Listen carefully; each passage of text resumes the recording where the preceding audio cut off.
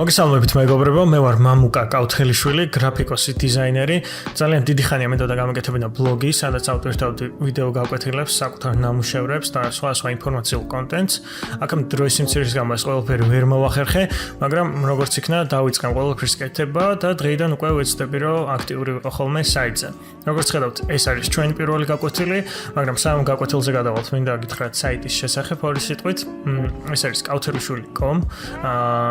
ჯერჯერობით საიტზე ბევრი არაფერია, არის ერთადერთი სტატია კადრის სიხშირის შესახებ, ანუ FPS-ის შესახებ, ვისაც აქამდე გრაფიკასთან და მონტაჟთან შეხება გქონიათ, რა თქმა უნდა, იცით რას ნიშნავს ეს, მაგრამ დამწყებთათვის ვიტყვი, რომ საკმაოდ საინტერესო და საჭირო ინფორმაცია არის, რომელიც ამ გაკვეთილების პროცესში და ზოგადად პროექტებზე მუშაობისას აუცილებლად გამოგადგებათ და ჩემი რჩევა იქნება, რომ გადახედოთ ამ ინფორმაციას.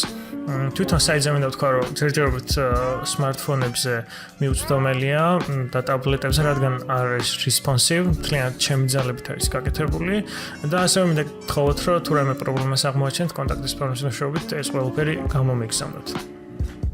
დიდხანს ვფიქრობდი, რა შეიძლება და ყოფილიყო პირველი გაკვეთილის თემა და რამდენიმე ხნის უკან ჩემო მეგობარმა მიკითხა, როგორ შეიძლება და ასეთი ტიპის ათეულის გაკეთება, რომელიც არის Forbes-ზე, ეს არის უმდიდრესი ადამიანების ათეული და რა თქმა უნდა, ჩვენი გაკვეთილის ვერსიაში ცოტა შეცვლილია ფერები, ელემენტები, მაგრამ ანიმაციის პრინციპი და ზოგადად კონცეფცია ზუსტად იგივე არის, რაც ამ ვიდეოში. ასე რომ შეგვიძლია უკვე დავიწყოთ. ასევე ვიტყვი, რომ გაკვეთილის პროცესში რაღაც საკითხებზე ბევრად უფრო დეტალურად ვისაუბრებ, რაც შეიძლება უკვე გამოცდილი ადამიანებისთვის ცოტა მოსაწყენი იყოს, მაგრამ ძალიან ბევრი დამწყები ადამიანი შეხედავს ამ გაკვეთილს და ამიტომ მინდა რომ მათთვის ყველაფერი იყოს გასაგები. ამისთვის თქვენ გაკვეთილის ყურებასთან ერთად საიტზე შეგიძლიათ ჩამოტვირთოთ უკვე ეს არსებული პროექტი და თვითონ პრაქტიკაში ნახოთ რაღაცები, რომ უფრო მეტად გასაგები იყოს ყველაფერი. ასე დავიწყოთ Ctrl-Alt-N ახალი პროექტის შესაქმნელად, ვისაც შორტკარტები გიყვართ, ვისაც არა შეგიძლიათ new project აირჩიოთ.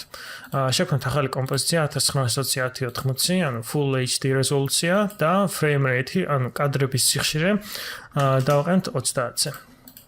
Ctrl-K შეგიძლიათ დააბრუნოთ უკან სეტინგები და ყოველთვის შეცვალოთ, დავარქვათ სახელი top 10 და მოდით ვიხელმძღვანელოთ Forbes-ის ვიდეოთი და მივყვეთ და ყველაფერი გავაკეთოთ ნულიდან. პირველი რაც გვჭირდება არის ეს წრის ფორმის ჩარჩო. ამისათვის შევდივართ შეიფების მენიუში. თუ თქვენთან მაგალითად მონიშნულია კვადრატის ფორმა, შეგიძლიათ მაუსის კლიკზე დიდხანს დაჭერთ აირჩიოთ Eclipse tool. მონიშნეთ კომპოზიცია და ორჯერ დაკლიკვით, შეგიძლიათ შექმნათ უკვე წრე, რომელსაც ხა არ აქვს იდეალური ფორმა, ამიტომ მივცეთ მას იდეალური ფორმა. ჩვენ გვჭირდება სადღაც 600 პიქსელი საკმარისი იქნება და დავარქვათ სახელი picture frame. მაუსებად გეტყვით, რომ ჩემი რჩევა იქნება იყოთ ყოველთვის ორგანიზებულები პროექტზე მუშაობისას, რადგან ხშირად მაგალითად თუ იფიქრებთ, რომ რაღაც უაზრო სახელის დარქმევით ან უაზრო ადგილას შენახვით დროს მოიგებთ, სიმწურულეში პირიქითა, მე უფრო ქაოტური ხდება მუშაობა ამ პროექტზე, იმიტომ რომ დამკვეთს ხშირად უნდა რაღაცის შეცვლა, თქვენ გიდათ რაღაცის მოძებნა, რაღაცის ჩამატება და ასე შემდეგ და მე უკვე რთული ხდება ამ ყველაფრის მოძებნა, როცა ესე არეულია. და ჩემი რჩევა იქნება, რომ ყოველთვის ორგანიზებული იყოს თქვენი პროექტი, ფაილების მხრივაც, სახელების მხრივაც. შემდეგ შემოვიტანოთ უკვე ფოტოები, რომელიც მე უკვე გამზადებული მაქვს. ავირჩიოთ პირველი ჯეფ ბეზოსი და მოვათავსოთ ამ წრის ქვემოთ. იმისათვის რომ ეს ფოტო მოვაქციოთ ამ წრის ფორმაში, გვჭირდება გრაფა TrackMate. თუ თქვენთან ეს გრაფა არ ჩანს, შეგიძლიათ ამ პატარა იკონკის მეშვეობით გამოაჩინოთ და TrackMate-ში ავირჩიოთ AlphaMate. რას აკეთებს AlphaMate? ამ ფოტოს მოაქცევს მის ზემოთ მდებარე ობიექტის არეალში. ანუ ეს ფოტო ხილვად იქნება ამ ობიექტის ფორმის არეალში მხოლოდ. გავადიდოთ ცოტა, AC-ით გავხსნათ scale-ი. 50 საკმარისია. შემდეგ უკვე რაც გვჭირდება, რომ გავაკეთოთ არის ეს შიდა ჭრტილები. ამისათვის შევქმნათ ზუსტად იგივე ფორმის წრე, Ctrl-D ან edit duplicate იმისთვის რომ შექმნათ კლონი ამ წრის. გამოვაჩინოთ და დავარქვათ სახელი inner shadow. იმისაც რომ გავაკეთოთ შიდა ჭრილები, შევდივართ მენიუში layer styles და inner shadow. Როგორც ხედავთ, აი აქ უკვე გამოჩნდა პატარა ჭრილი და ახლა გვჭირდება უკვე პარამეტრების კორექტირება. ამისთვის დაგვჭირდება distance, რაც ნიშნავს ჭრილის დაშორებას კიდედან და size, რომელიც ამ შემთხვევაში ნიშნავს ჭრილის სირბილეს.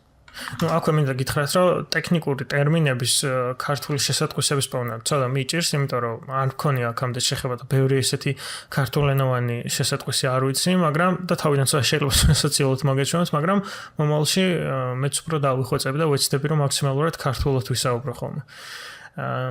ამ ეტაპისთვის ყველაფერი ნორმალურია, შემდეგ შეგვიძლია ყველაფერს დაკორექტირება.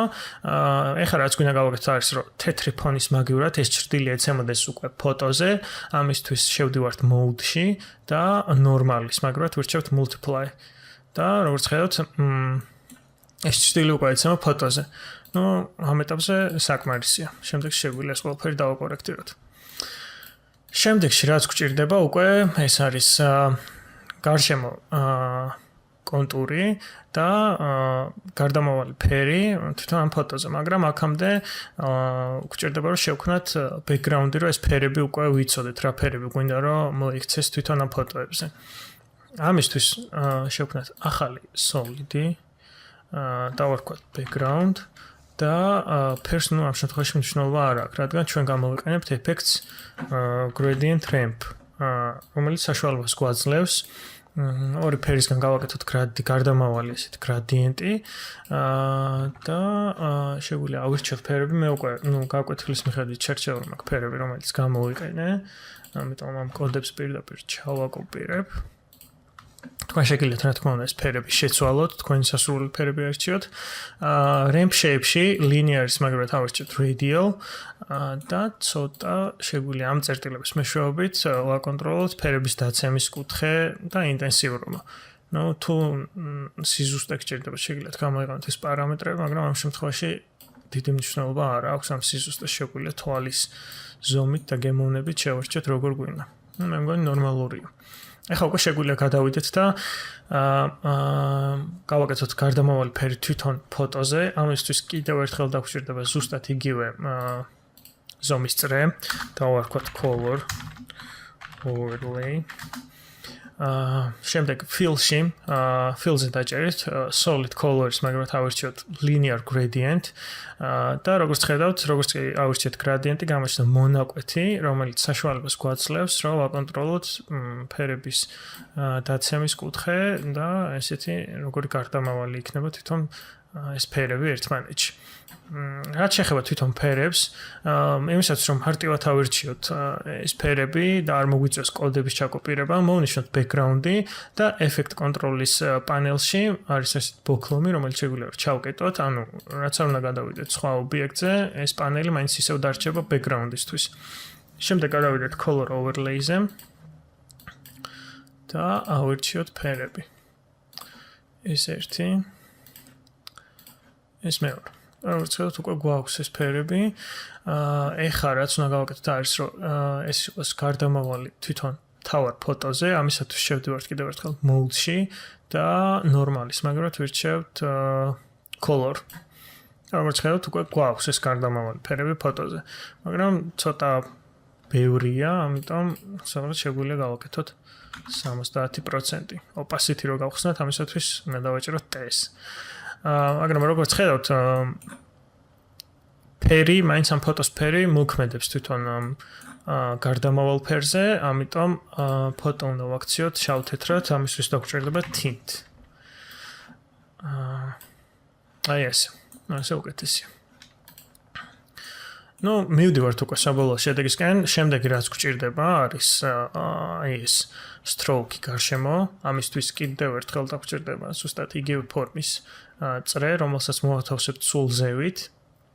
ამ შემთხვევაში fill არ გვჭირდება, ამიტომ გავაქრობთ, გვჭირდება stroke, მაგრამ გვჭირდება linear gradient, იმიტომ რომ თავარ ვიდეოშიც შეამჩნევდით, რომ აი მაგალითად ერთ მხარეს არის მკრთალი და მეორე მხარე მთლიანად ერწყმის თვითონ backgrounds. ეს ეფექტი რომ მივიღოთ ამისთვის, ეს ფერები გავასწოროთ, როგორ უნდა იყოს, საიდან უნდა ეცემოდეს ზუსტად ისე როგორც არის background-ზე. შევიდეთ ფერების კონტროლში. ერთ მხარეს დავუტყოთ მთლიანად იყოს თეთრი ფერი და მეორე მხარეს რაც შეეხება, ავირჩიოთ ზუსტად ის ფერი, რა ადგილასაც ეცემა background-ზე. როგორც ხედავთ, ზუსტად იგივე ეფექტი მივიღეთ. აქეთ მხარე მთლიანად ერწყმის background-ს და აქეთ მხარეს გვაქვს უფრო მკრთალი თეთრი ფერი. დავარქვათ ამასაც სახელი რა თქმა უნდა, stroke. და შეიძლება ითქვას, რომ chart-ო უკვე მზად გვაქვს.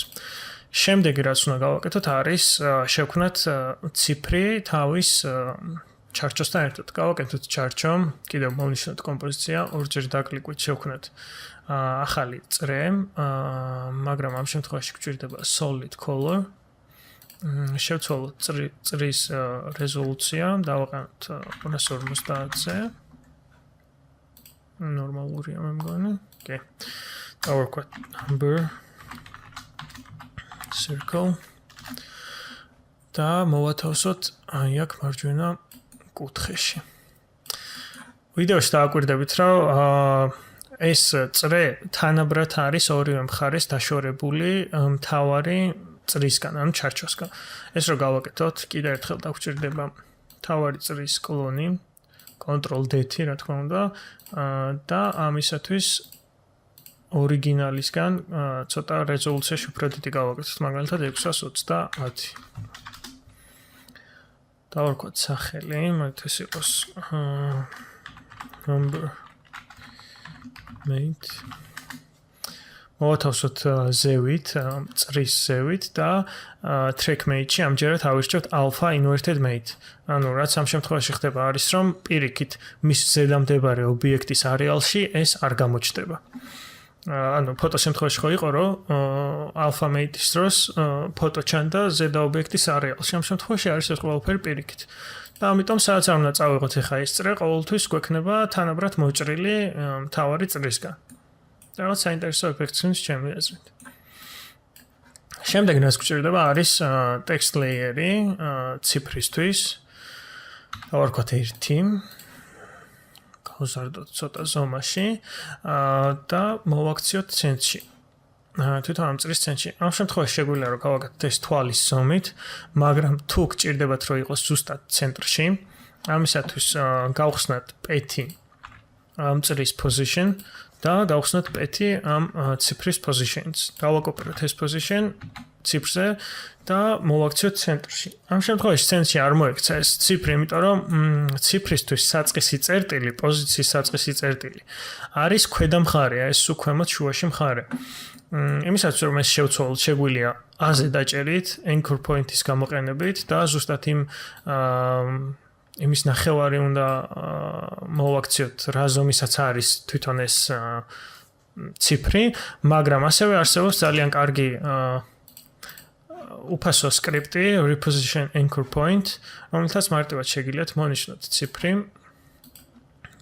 მონიშნოთ ცენტრი, დააჭიროთ repositions და როგორც ხედავთ, ცენტრში მოექცა. და თუ იგივე ოპერაციას გავიმეორებთ, ან positions დავაკოპირებთ ციფრს, როგორც ხედავთ, არის წრის ცენტრში მოქცეული.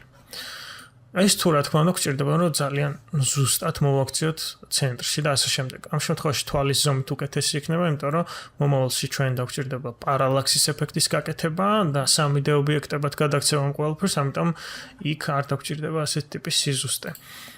შემდეგ რაც გვჭირდება არის რომ შევარჩიოთ შესაბამისი ფონტი. როგორც ხედავთ, დიზაინი არის უფრო მინიმალისტური, რაღაც არ ვიცი, ესეთი მკრთალი მონახაზებით, ამიტომ ფონტის შესაბამისი უნდა ავარჩიოთ. ფონტის შერჩევისას მე ვიყენებ უფასო აპლიკაციას, Nexus Font, ასე ქვია, რომელიც საშუალებას გაძლევთ, რომ თქვენი ყველა ფონტი დააჯგუფოთ, მონიშნოთ, შეარჩიოთ სხვა სტილით, სხვა ზომით და ასე შემდეგ. ამ შემთხვევაში ჩავწეროთ ციფრები და მოვძებნოთ შესაფერისი ფონტი, ეს იქნება.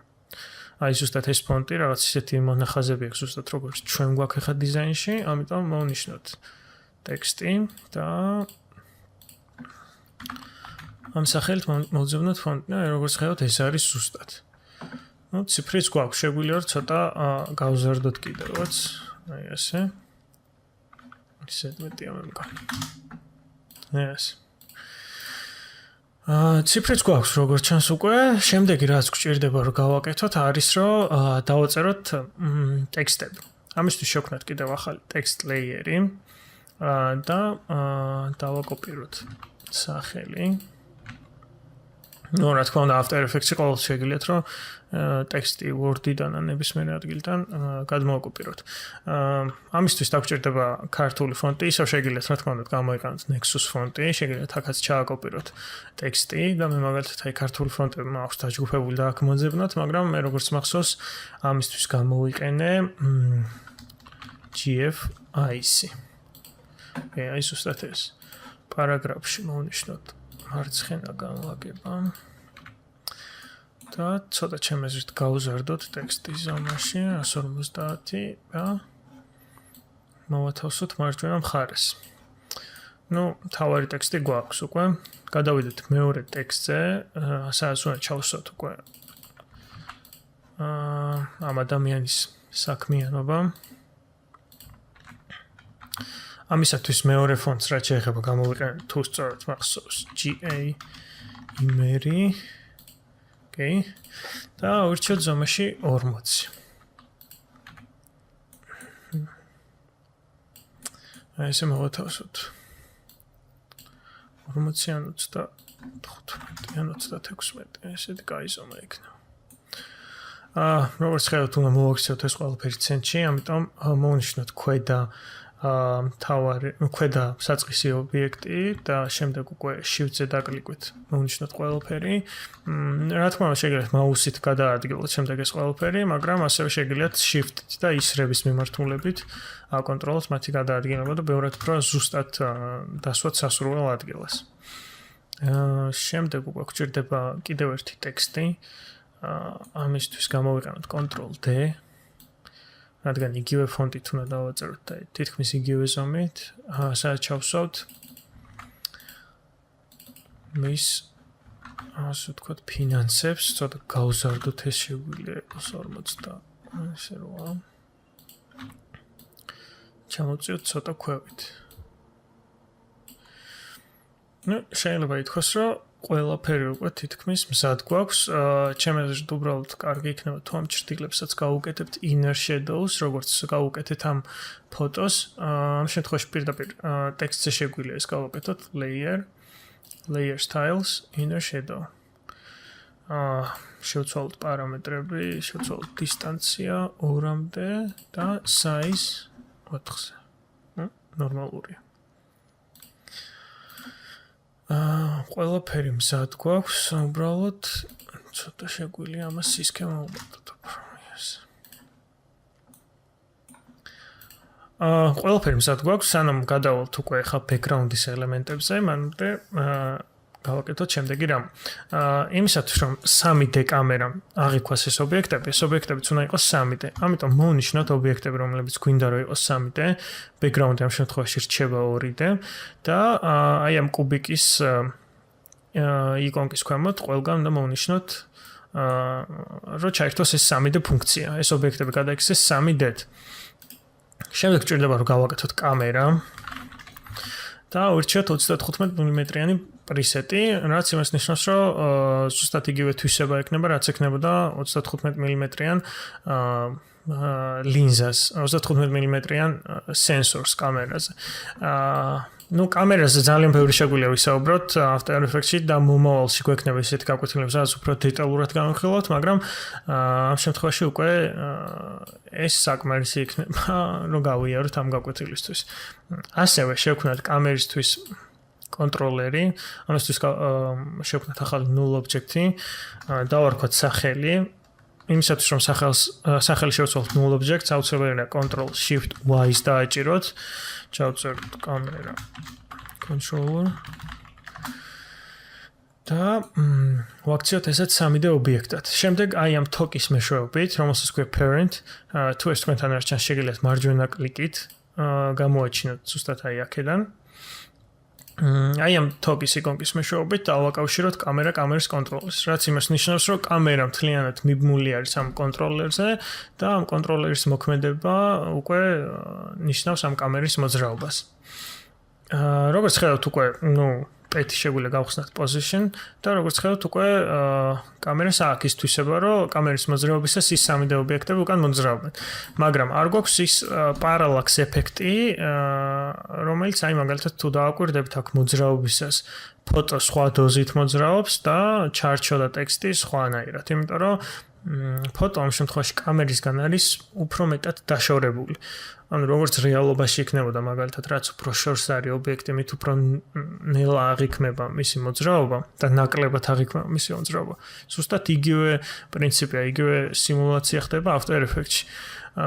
ეს რო გავაკეთოთ ამისათვის მოვნიშნოთ ჩვენი ფოტო, დავიჭიროთ PS, როგორც ხედავთ, position-ში უკვე დაემატა კიდევ ერთი პარამეტრი, ანუ Z-ი და ამ პარამეტრის მეშვეობით გავწიოთ უკან. ეს ძალიან ბევრია, 350 პიქსელით დაახლოებით. დავუბრუნოთ ისევ ცენტრში და ცოტა მოვუმატოთ scale, დაახლოებით 170. აი ეს. ასევე არა მარტო ფოტო, ტექსტებიც მაგალითად, უბრალოდ ამ შემთხვევაში შემეძრით ტექსტები წინ წამოვწიოთ.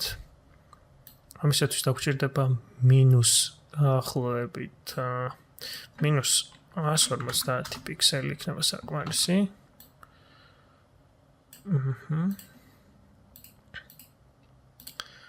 და გავასწოროთ ისევ ეს ტექსტები, თანმიმდევრობაც გავასწოროთ.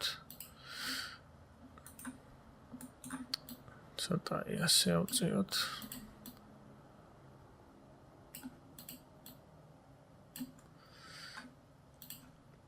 მე მგონი ნორმალურია უკვე. და ასევე მივცეთ სხვა დაშორება ციფრსაც.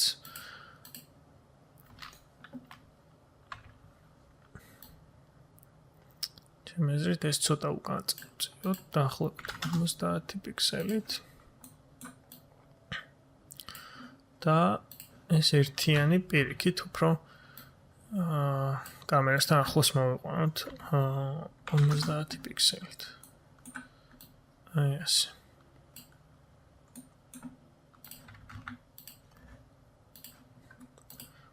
ნახოთ ახლა კამერის გამოძრავებისას როგორი ეფექტი გვექნება. ცოტა previous resolution-ს ამ ხარისხს დავუწიოთ ნახევარზე. ხედავთ, რომ მარჯვნივ წასვლისას ფოტო პირიქით მარცხნივ მოდის. რადგან უფრო ნაკლებად მოძრაობს, იმიტომ რომ კამერისგან უფრო შორს არის და ტექსტი პირიქით. ანუ როგორც ჩანს, უკვე ეს ეფექტი გვაქვს. შემდეგ უკვე რასაც უნდა გადავიდეთ, არის რომ შევქმნათ დანარჩენი ადამიანებიც, ანუ ტოპ-10 კი არის, მაგრამ ჩვენ ამ შემთხვევაში ვაკეთებთ ტოპ-3-ს, რადგან გაკვეთილი ძალიან დიდ დროს წაიღებს, მაგრამ პრინციპს როგორც კი ვისწავლოთ, უკვე შეგეძლებათ, რომ ნებისმიერი რაოდენობის ტოპ-10 გააკეთოთ. მოვნიშნოთ ყველა ეს ობიექტი, რომელიც დაკავშირებული არის ჯეფ ბეზოსთან, მივცეთ სხვა ფერი labels, რომ მარტივად გასარჩევი იყოს. ასევე გადავიდეთ პროექტის პანელში, მოვნიშნოთ ყველა ფოტო და აი ამ ფოლდერის იკონკაზე დაგდებით, შეგვიძლია შევქმნათ ახალი ფოლდერი და ვარქვათ files. ყველაფერი მსად გვაქვს ჯეფ ბეზოსისთვის. ერთი ვარიანტი არის, რომ მოვნიშნოთ ეს ყველა ობიექტი, დავიჭეროთ Ctrl+D-ს და შევქმნათ კიდევ ცალკე ობიექტები, რომელსაც ცალკე გადავიტანთ, მაგრამ როგორც ხედავთ, ასე შეიქმნება უამრავი ობიექტი, რომლების გაკონტროლებაც იქნება, მე ძალიან ძნელი და იქნება ქაოტური. ამისათვის არსებობს ძალიან კარგი ფუნქცია, მოვნიშნოთ ყველა ეს ობიექტი, რომელიც გვინდა რომ ერთად მოვაქციოთ და layer precompose. Precompose რასაც აკეთებს არის, რომ ერთ კომპოზიციაში მოაქცევს ყველა ამ layers. დავარქვათ ამ layers Jeff Bezos-ი. მაგრამ როგორც ხედავთ, ფორმა და ასევე ფორმა არა, უბრალოდ ზომა და პოზიციები შეიცვალა ყველაფერმა, იმიტომ რომ ეს კომპოზიცია არის 2D და შიგნითა ობიექტები არიან 3D. ამიტომ ეს კომპოზიციას უნდა ვაქციოთ 3D-თ, მაგრამ კიდევ არაფერი არ ხდება, იმიტომ რომ კამერა ვერ ხედავს კომპოზიციის შიგნით ცალ-ცალკე ლეიერებს. ამისათვის აი ამ ფიფქის იკონკის ქვემოთ მოვნიშნოთ რომელიც არის collapse transformation, რაც აკეთებს იმას, რომ კამერისთვის შესაძლებელი ხდება, რომ კომპოზიციის შიგნით მდებარე ყველა ობიექტი დაინახოს ცალ-ცალკე ელემენტებად, ცალ-ცალკე 3D ელემენტებად. და ამიტომ ზუსტად იგივე თვისებები ექნებათ ამ 3D ელემენტებს, რაც შეიძლებოდა თქონოდათ ცალ-ცალკე არსებობის შემთხვევაში. სამაგერად არის ის, რომ მოსუფთავებული ადგილი გვაქვს კომპოზიციაში და უფრო მარტივი არის მუშაობა. რადგან შეგვიძლია რომ გადავიდეთ პროექტის პანელში, მოვნიშნოთ Jeff Bezos-ის კომპოზიცია, დავაჭროთ Ctrl+D-ს და დავაკოპიროთ და შევქმნათ ახალი კომპოზიცია, რომელიც შეგვიძლია გავხსნათ Ctrl+T, გადავარქვათ სახელი, დავარქვათ Bill Gates. აი ესე. და შევცვალოთ უკვე აქ დეტალები და შემდეგ თავარ კომპოზიციაში უბრალოდ შევცვალოთ პოზიცია. მაშინ ასე მივყვეთ Bill Gates-ი გვჭირდება რომ დავარქვათ თავარ სახელში, აი ესე. საქმიანობის სფეროც და ფინანსებიც შევცვალოთ. ასევე შევცვალოთ ციფრი, რადგან ეს ადამიანი არის მეორე ადგილზე, სიმდიდრით და გვჭირდება რომ შევცვალოთ ფოტო. იმის ნაცვლად რომ ეს ფოტო წავშალოთ, შეგვიძლია გავაკეთოთ ესეთი რაღაც, მოვნიშნოთ შესაძლებელი ფოტო და Alt-ზე დაჭერით გადმოვიტანოთ ფოტო, რომელთაც გვინდა რომ ჩავანაცვლოთ. რასაც აკეთებს ეს არის რომ ზუსტად იგივე თვისებები, ზუსტად იგივე ფორმა, იგივე scale, იგივე position ექნება იმ ფოტოს, რომელთაც ჩავანაცვლეთ. და აღარ მოგვიწევს ამ ფოტოსთვის ახლიდან რაღაც ფუნქციების და პარამეტრების მინიჭება. უბრალოდ ამ შემთხვევაში ცოტა დავაპატარავთ, რადგან ძალიან დიდი არის და ცოტა ესე. გავაკეთოთ. ანუ მე ფოტოები უკვე გამზადებული მაქვს, სამივე ერთი ზომის არის და თქვენც გირჩევთ რომ სანამ After Effects-ში შეიტანთ ფოტოებთან თუ გაქვთ სამუშაო, Photoshop-ში წინასწარ მოამზადოთ ეს ყველაფერი და შემდეგ შემოიტანოთ. ეს უფრო მარტივი და კომფორტული არის მე მუშაობა. როგორც ხედავთ, ძალიან მარტივად უკვე შევქმნით მეორე კომპოზიციაც, Bill Gates-ის კომპოზიცია, რომელიც შეგვიძლია რომ მარტივად ჩამოვაგდოთ თავარ კომპოზიციაში, ზუსტად იგივე ფუნქციებიც მივანიჭოთ და ისიც ისეთივე 3D ლეიერებით იქნება და კამერა ზუსტად იგივე პრინციპით დაინახავს. ეს Bill Gates-ის კომპოზიცია გამოთავსოთ ცოტა მარჯვნივ, სადღაც აი აქ ზევით, უფრო საინტერესო რო იყოს და შეგვიძლია ცოტა წინაც წამოვწიოთ კამერასთან. აი ასე, უფრო ლამაზი ეფექტი გვექნება. სადღაც აი აქ იყოს განთავსებული. და ცოტა ხანში უკვე დავიწყებთ ანიმაციას. ნუ, პრინციპში შეგვიძლია რომ მოვამზადოთ შემდეგი მესამე კომპოზიციაც, რომელიც არის Amancio Ortega. გადავარქვათ სახელები. აი ასე.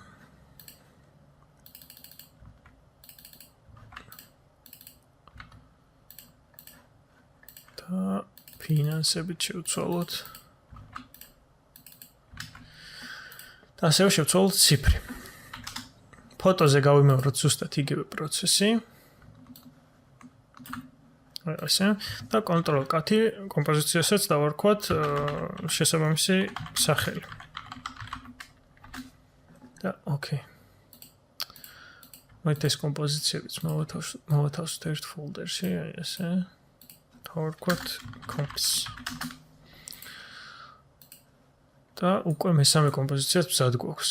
ეხლა უკვე შეგვიძლია გადავიდეთ ანიმაციაზე და ამ ობიექტების, უბრალოდ ამ კომპოზიციების განთავსებაზე. შეგვიძლია Amancio Ortega-ც ჩამოვიტანოთ ქვემოთ. და ზუსტად იგივე პროცესი აქაც და მაგალითად Amancio Ortega ავიტანოთ ზევით. ცოტა ამოვწიოთ კამერასთან და იყოს სადღაც აი აქ. აი აქ, ეს შეგვიძლია რომ გავაკეთოთ. გადავიდეთ უკვე კამერის ანიმაციაზე. როგორც გახსოვთ, კამერა მივამაგრეთ კამერა კონტროლერს და ანიმაციაც ხდება ამ პრინციპით. თავიდან უბრალოდ ჩვენთან გაგვეთილი გვაქვს სათაურად დაწერილი. მთავარ ვიდეოში როგორც ხედავთ, თავიდან იწყება სიცარიელით და შემოდის პირველი ობიექტი. ჩვენ შემთხვევაშიც დაგვჭირდება ეს, ამიტომ გადავიდეთ 2 წამით წინ. ზუსტად 2 წამზე. გავხსნათ კამერა კონტროლერის position, მოვნიშნოთ ეს საათის ფორმის იკონკა. და როგორც ხედავთ, აქ გამოჩნდება keyframe-ი, რომელიც იმახსოვრებს ამ პოზიციას, დაუბრუნდეთ თავში და მთლიანად გავწიოთ მარჯვნივ კამერა, უпростоრეთ მარცხნივ და შესაბამისად ობიექტები წავლენ მარჯვნივ. ეს ვერცხლად პირველი ანიმაცია უკვე გვაქვს. ორწამიანი ტრანზიშენი საკმარისი ანიმაციის დროისთვის. შემდეგ 3 წამი გავჩერდეთ თვითონ ამ ერთ კომპოზიციაზე, ჯეფ ბეზოსზე, მოვნიშნოთ კიდევ ერთხელ keyframe და გადავიდეთ კიდევ 2 წამით წინ და გადავიდეთ შემდეგ კომპოზიციაზე. შეგვიძლია ეს გავაკეთოთ ესე ხელით ამ პარამეტრების ესეთი შეცვლით, მაგრამ ყველაზე კომფორტული იქნება მოვნიშნოთ Bill Gates-ი, დავაკოპიროთ position-ი და ჩავსვათ ეს კამერა კონტროლერის პოზიციაში. და ავტომატურად მოხვდება Bill Gates-ის კომპოზიციასთან, როგორც ხედავთ, პირდაპირ გადავა აქ. ზუსტად იგივე პროცესი გავიმეოროთ 3 წამის შემდეგ. მოვნიშნოთ keyframe კიდევ ერთხელ. გავხსნათ ამანსი ორტეგას position-ი და 2 წამის შემდეგ გადავიდეთ აი ესე. ახლა შეგვიძლია ვნახოთ ანიმაცია, ხარისხს სწორად დაუწიოთ, რომ მაქსიმალურად ჩქარა დარენდერდეს. preview. როგორც ხედავთ, ანიმაცია უკვე გვაქვს, მაგრამ ამ ანიმაციას ბევრი დამუშავება ჭირდება, რომ ის შედეგი მივიღოთ, რაც გაკვეთილის preview-ში გვაქვს. ამისათვის მოვნიშნოთ ყველა keyframe და მარჯვენა კლიკზე დაჭერით keyframe assistant easy ease. ეს ფუნქცია აკეთებს იმას, რომ კამერის მოძრაობის დასაწყისი და დასასრული და არა მარტო კამერის ნებისმიერ ობიექტზე შეგვიძლია ეს ფუნქცია, ეს ეფექტი გამოვიყენოთ, არის შერბილებული. ანუ იწყება ნელა, შემდეგ ჩქარდება და ისევ შენელებაც ხდება ისევ ნელა. მაგრამ ეს არ არის საკმარისი, იმიტომ რომ როგორც ხედავთ, გაკვეთილში უფრო მეტად ესე ვთქვათ რბილია მოძრაობები და გლუვი. იგივე რომ გავაკეთოთ, მოვნიშნოთ კიდევ ერთხელ ყველა keyframe და აი ამ იკონკაზე დაჭერით, გავხსნათ graph editor. კონტროლზე დაჭერით და მაუსის რგოლით შეგვიძლია შევამციროთ მასშტაბი. მოვნიშნოთ კიდევ ერთხელ ყველა keyframe და ეს მონაკვეთები გამოვწიოთ მარცხნივ. მარჯვენა მონაკვეთები ნიშნავს კამერის ანიმაციის დასასრულს, ანუ შესაბამისად ეს იქნება ეფექტი, რომ კამერის დასასრული იყოს მაქსიმალურად რბილი და ნელი და მარცხენა მხარე ნიშნავს დასაწყის და ამიტომ ცოტა ისიც შევარბილოთ. ისა დაახლოებით აი ასე. გავთიშოთ graph editor-ი და კიდევ ერთხელ შევხედოთ ანიმაციას. როგორც ხედავთ, ის ეფექტი უკვე მივიღეთ, რომ კამერის ანიმაცია ესეთი თვალისთვის სასიამოვნო და უფრო ისეთი რბილია, მაგრამ ეხლა რაც გვჭირდება არის, რომ უფრო მეტად ცოცხალი რო იყოს ანიმაცია, თუ დააკვირდებით აქ, დაინახავთ, რომ მაშინაც როცა გაჩერებულია, პატარა მოძრაობები ახასიათებს ამ კამერას. აი, აქ მაგალითად. ეს რო გავაკეთოთ, ამისთვის კიდევ ერთხელ გავხსნათ კამერის კონტროლერი და Alt-ზე დაჭერით, დავაკლიკოთ ისევ ამ საათის იკონკას.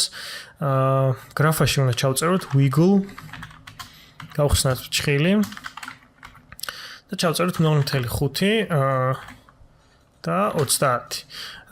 ეს ნიშნავს, რომ კამერის ანიმაცია კამერა თვითონ ვიბრირებს, ანუ პოზიცია ვიბრირებს 0.5 მეთოდის სიხშირით და ზემოქმედება თვითონ ამ პოზიციის პარამეტრებზე იქნება 30, ანუ 30-ის ფარგლებში. შევხედოთ რა გამოგვივიდა.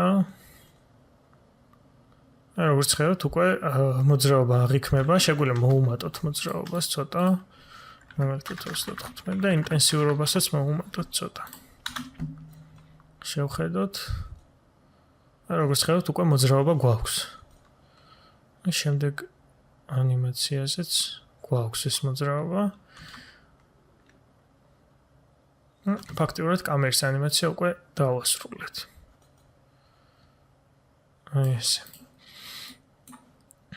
შემდეგ რისი გაკეთებაც მოგვიწევს არის რომ შევქმნათ უკან სხვა ტიპის ობიექტები. ამისათვის შეგვიძლია შევქმნათ 3D ობიექტები თვითონ თავარ კომპოზიციაშიც, ან შეგვიძლია შევიდეთ და ცალკეული კომპოზიციებისთვის გავაკეთოთ შიგნით სხვა ტიპის ელემენტები. დავიწყოთ პირველ რიგში მაგალითად შევქმნათ შევქმნათ რაიმე ტიპის კვადრატი, ესეთი მაგალითად. დავარქვათ სახელი element 1 ვაყენთ ხარისხი ნახევარზე მივცეთ ამასაც 3D ობიექტის თვისებები და გავწიოთ კამერის უკან მაგალითად შეგვიძლია მოვათავსოთ აი აქ და აუცილებლად ჩამოვიტანოთ მთავარი კომპოზიციების ქვემოთ ტეთი გავხსნით opacity და დავაკლოთ სადღაც 10-მდე ცოტა ესეც ჩამოვწევთ გაიქნა შევქმნათ კიდევ ერთი ახალი ობიექტი, მოდი შევქმნათ shape უკვე წრის ფორმის, მაგრამ ამ შემთხვევაში გავაკეთოთ ძალიან დიდი წრე. აი ასე. და გავუწიოთ ცოტა აქეთ მხარეს, მივცეთ ამასაც 3D თვისებები და გავუწიოთ კამერისგან პირიქით მოშორებით. დაახლოებით აი ასე.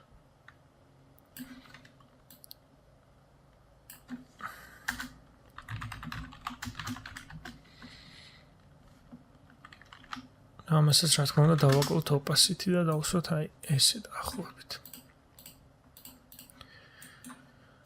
შევქმნათ კიდევ ერთი ელემენტი, ამ შემთხვევაში გავაკეთოთ სიგრძეში ძალიან დიდი და პატარა სიგანე მივცეთ. კიდევ შეგვიძლია უფრო გავზარდოთ. მეტი იყოს 3000 და იყოს 6. ესეც გავაკეთოთ 3D.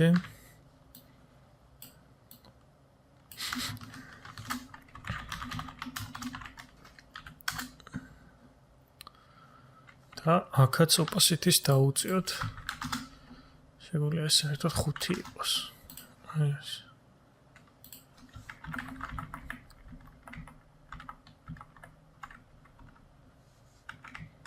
ნუ ალბათ გახსოვთ shift-ით და ისრებით შეგვიძლია გადავაადგილოთ ეს ობიექტები, ასე უფრო კომფორტული არის. ნუ აქ უკვე ჩემი აზრით საკმარისია. შეგვიძლია ცოტა მოვუმატოთ კიდევაც.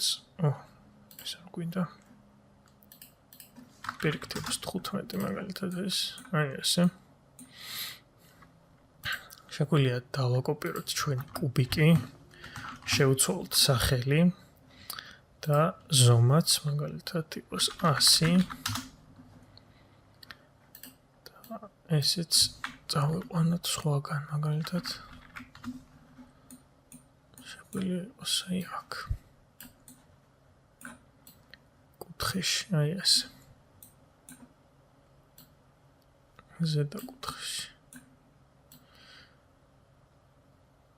აი ეს ნუ ეს უკვე თქვენზე დამოკიდებული ნებისმიერ რაოდენობით შეგიძლიათ შექმნათ ეს ელემენტები ნებისმიერ ფორმის და ასე შემდეგ თვითონ გაკვეთილის პრევიუში მე გამოყენებული მაქვს ეფექტი plexus-ი რომელსაც ნუ ამ შემთხვევაში არ გამოვიყენებ იმიტომ რომ ეს თვითონ After Effects არ მოყვება ეს ეფექტი და შეიძლება თქვენ არ გქონდეთ ან არ გქონდეთ ამიტომ არ გვინდა ასეც შეგვიძლია რომ ძალიან მარტივად შევქმნათ ბევრი ობიექტი კიდევ დავამატოთ აქეთ რამდენიმე მაგალითად შევქმნათ კუბიკის ფორმის shape-ი აი ასე შევცვალოთ ზომა 800 ესეც 3D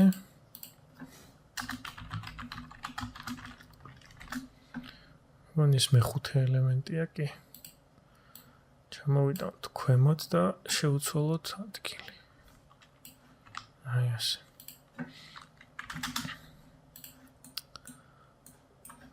შეგვიძლია დავაკოპიროთ ჩვენი კუბიკები აქედან ჩავსვათ აქაც და გადავიდეთ უკვე მესამე პოზიციაზე და აქაც დავაკოპიროთ რამდენიმე ობიექტი და წამოვიყვანოთ ზევით ნუ რა თქმა უნდა ეს თვლიანად თქვენზეა უკვე დამოკიდებული შეგიძლიათ ნებისმიერ რაოდენობის და ფორმის ობიექტები გააკეთოთ შეგვიძლია მაგალითად შევცვალოთ შემოვატრიალოთ ანუ rotation-ით R-ზე დაჭერით ხსნით rotations და ცოტა უკანაც გავუწიოთ აი ეს.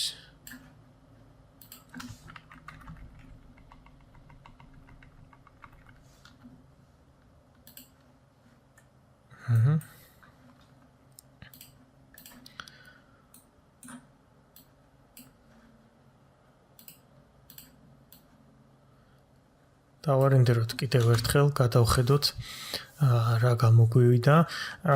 ვფიქრობ, რომ მაქსიმალურად ვეცადე, რომ მარტივად ამეხსნა რაღაც დეტალები. პირველი გაკვეთილია, ამიტომ მომავალში კიდევ უფრო ვეცდები, რომ შევცვალო მაგალითად თუ რამე არ მოგეწონათ, უფრო სხვანაირად გამიხილოთ, უფრო დეტალურად გამიხილოთ ამ პირიქით. საკმაოდ დიდი დრო ჭირდება ამ ყველაფერს და ძალიან რთულია ხოლმე, რომ გამოძებნო საკმარისი დრო. ამიტომ ვეცდები, რომ რაც შეიძლება მეტი დრო დავახარჯო ხოლმე, როცა მექნება თავისუფალი დრო. ამ ეტაპზე კიდევ გადავხედოთ კიდევ ერთხელ რა გამოვიდა.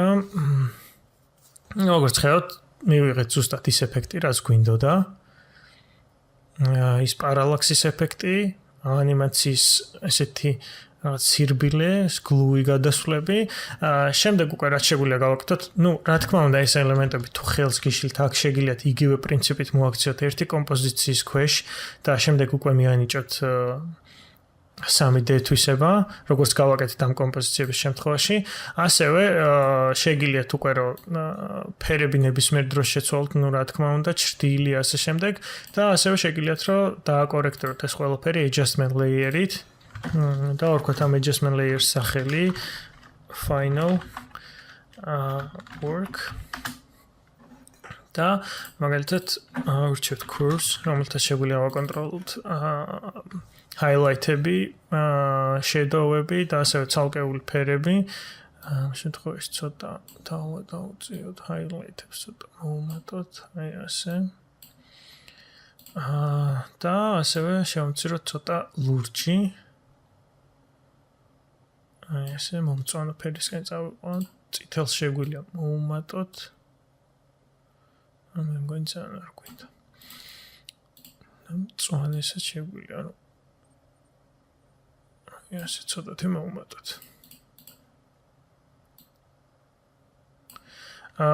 ასევე შეგვიძლია გავაკეთოთ ძალიან პოპულარული ეფექტი, მე მგონი ინგლისურად vignette ქვია, სწორად თუ ვიზახი არ ვიცი. ავირჩიოთ ჩავფერი solid-ი, ვარქვათ სახელიც.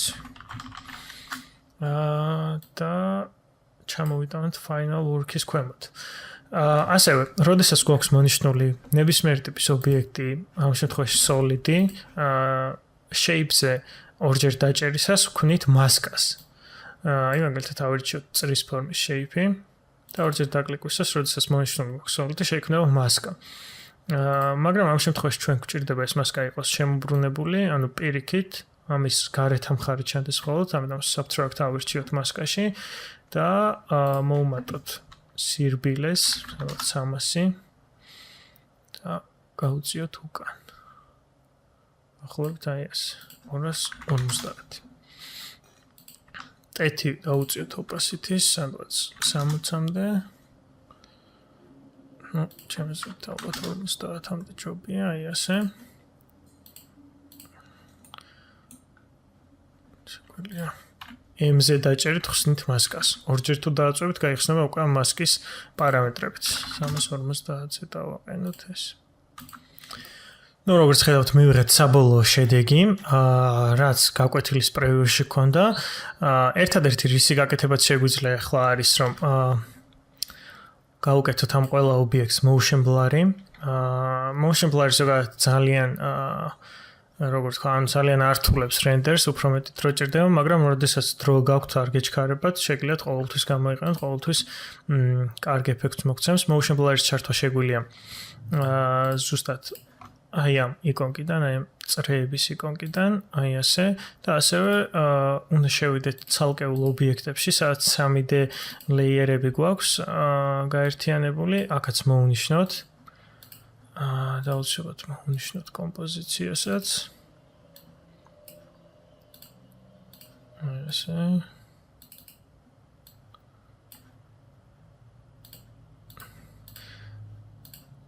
და ახლა ვნახავთ motion blur-ის ეფექტს მოძრაობისას.